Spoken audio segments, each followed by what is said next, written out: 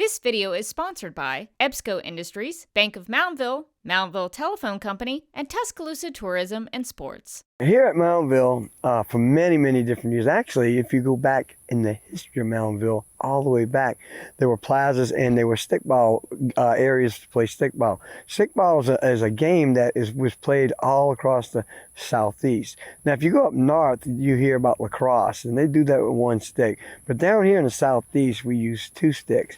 And in fact, the stickball was always also called Little Brother of the War. A lot of times, groups or even different tribes, different nations, instead of going to war, they would actually play stickball to decide who was wrong, who was right. And sometimes it was funny because they would play and it would go on for days and days before even you get any points because there was no boundaries. They could run into the woods, they could run out. So they would play for days, and finally after the last day, after they were finished, they'd been playing so long, having a good time, that they forgot what they were arguing about. So it was actually a good way to solve problems without going to war and people dying. Now, I do have to let you know, people did get hurt, and it was a very rough game. Sometimes 200 or more people would be in a game. But again, that stickball game is still being played today by the Choctaws and by a few other nations in the Muskogean nations. And there is even a stickball championship, which the Choctaws of Philadelphia have won many times. So again, it's a sport that's very old and it's still being done today. And if you look on YouTube and a few other things on the computer, you can actually pull up stickball championships. So I hope you enjoy what you're seeing about stickball and have a good day. For an exciting view into stickball, the America's greatest field sport of all time, developed by the Native Americans, the mound builders.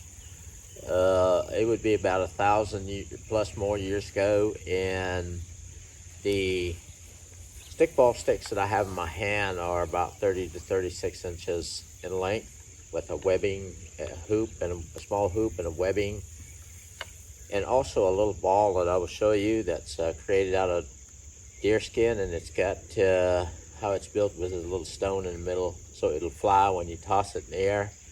And stickball was played not as a game as we view today as basketball, football, but rather to settle disputes, arguments between individuals of tribal members. But remember, back then, tribal members were not, tribes were not tribes. They were first mound builders, then they went into the tribes.